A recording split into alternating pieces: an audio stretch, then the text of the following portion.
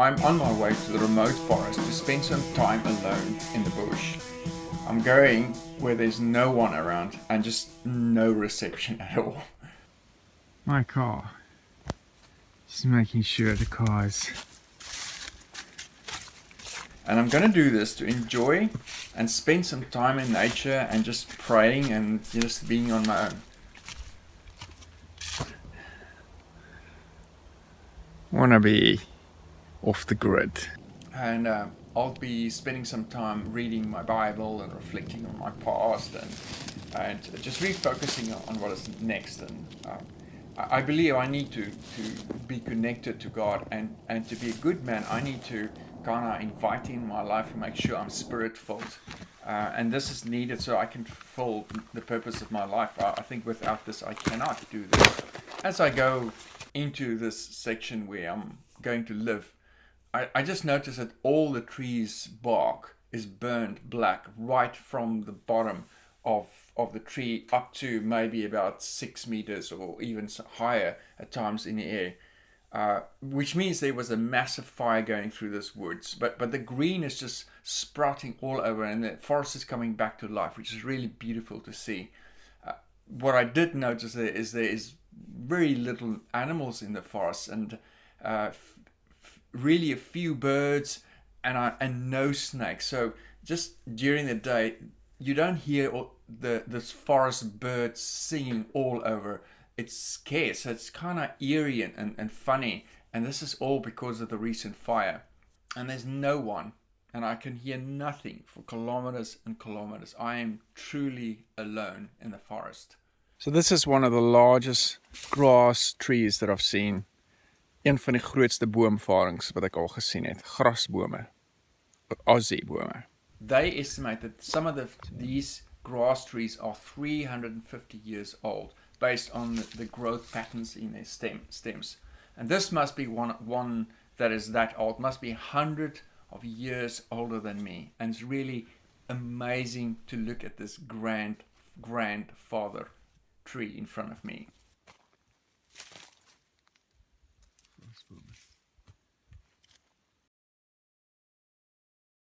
So this is a track in the bush, and what would you expect would a track in a bush produce in terms of beauty? So we're just gonna have a look. That is our track, running from the side to that side. And then when you dive into what grows on the track and the color, isn't that stunning? So these little small plants are carnivorous red ink sundews. The droplets on their leaves are the sticky enzymes that consume the insects that get trapped in the juices. They only bloom or seldom bloom, and usually only bloom after a fire. So, but these ones in the middle of the road is just stunning. Hallo Mynie, net om vir jou te bevestig, dit gaan actually baie great hierso. Vanaand gaan die chef vir ons die volgende bedien. Ons het heerlike van hieries. 'n stuk steak. En dan het ons ook 'n patat. En ons gaan niet ons thee, en daar is ons vuur, en ons kamp is klaar opgeslaan, daar is die bed, tussen al die slange. So ons gaan 'n baie great tyd hê vanaand, en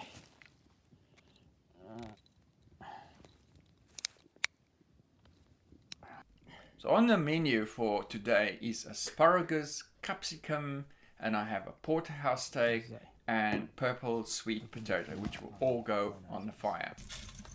The food is better than any food from a restaurant in Perth.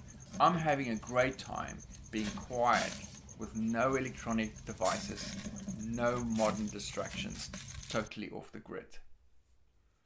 I'm looking at the stars and I'm listening to the silence of the woods, and I'm listening for noises in the woods. Really great.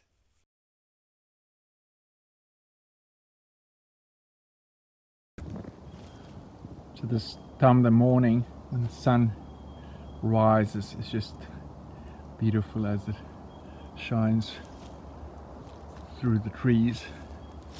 Just really, really great. So this morning I got up, made myself some great breakfast, and then went for a walk to a very special spot, built an altar to God, like a few stones, just to remind me of why I came out here. So I found an open patch where I can pack a few stones. It's kind of a reminder for me that I'm serving God and I'm committing things to God. I'm committing my my belief, my heart to God. I'm not going there because human hands actually can please God, because nothing I can create can really please God. It's just my heart. I think that God's after is that I really committed to Him. If Abraham went and built a number of altars to the Lord, and that was recognized by God as special moments in His relationship, why don't we do that today? Why don't we go out and build little altars to the God? Not that we are seeking an Old Testament way of worship. It's just a way of really committing to God, to Jesus and to God, that we are really serving Him with all our hearts, soul, mind, and strength. That's really all it is. It's not ticking the boxes. It's more of a relationship building experience. So I hope this encourages you to do the same, to go out and make really special times for God somewhere on your own, and to put God first in your life. Didn't Jesus sometimes go to a solitary place to pray and to worship God? Isn't that the example that we should be following? So that's something else that's in the Bible that we maybe don't practice. So go and find your spot and go and pray and go and connect with God and put your life down before God. That's what it means to be a disciple, is to follow in His footsteps, not just to do the doctrine stuff in all the church meetings, really practicing it on a day-to-day basis. Right, looking for food. I think we found.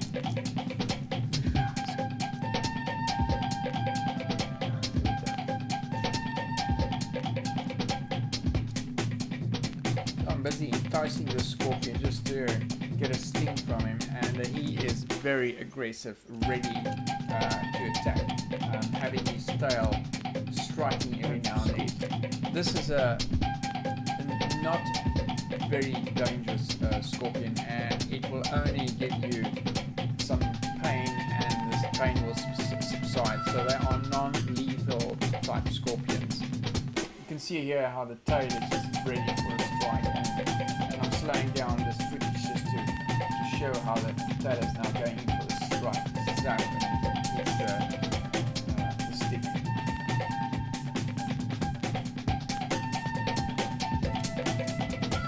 I'm not hungry today, maybe tomorrow. So there's also this little brook that runs through the forest.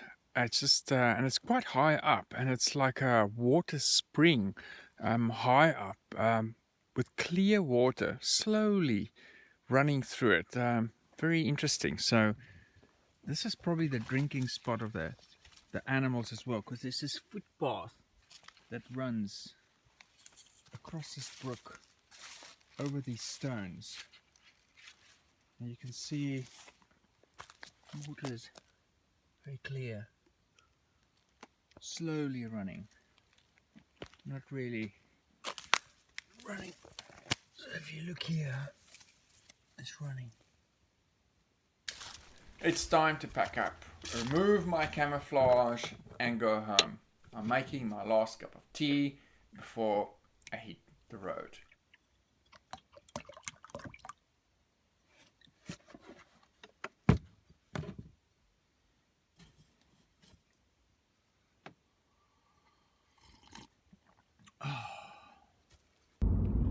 On my way home, I'm taking the scenic road past Canning Dam.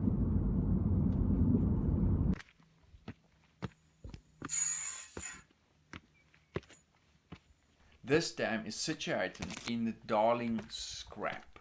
I climb the scenic dam wall stairs up to the top for a better view. The water looked crystal clear and I'm very tempted to go swimming into this cold, clear water of the dam, but I decided rather to enjoy the view and stick to the rules. At the time of construction, the dam was considered as a forefront in concrete gravity dam design. The dam was built in 1940 and is the second highest dam after the Burrinjack Dam in New South Wales.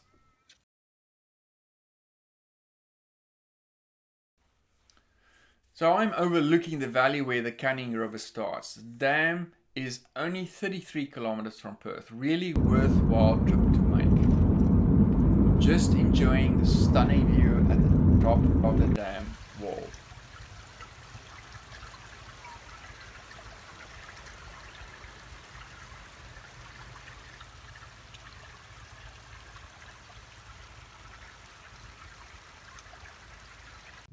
Right, ek is nou by Oralwen Botanical Park. Daar's hy. Baie mooi hierso. Ons was hierso vir Jared se troue gewees. Ek het dit nou net 'n bietjie meer kom explore. Ons moet dalk terugkom hiernatoe. Die dam is ook baie naby aan hierdie plek. Next to the windy road stood flowering plum trees, also called thunderclouds. What a great name. The sun was shining through the leaves, displaying the beautiful autumn shades of red. Every angle of the tree beamed in different reds. I thoroughly enjoyed the time alone. God has been good to me over the past few years and brought me and my family out of a sticky church situation. We were part of the West City Church in Perth, where the leaders did not see the scriptures as an absolute authority of God, which really threw us in a predicament. The church is taking a very liberal view on sin, with a focus on humanitarian work rather than on our holiness before God. This retreat was a thanksgiving so that I can thank God for looking after me and my family. And I'm really looking forward to what God wants to do with our lives in Perth for the next few years. My name is Stijn van Veek and I am an ordinary disciple of Jesus Christ.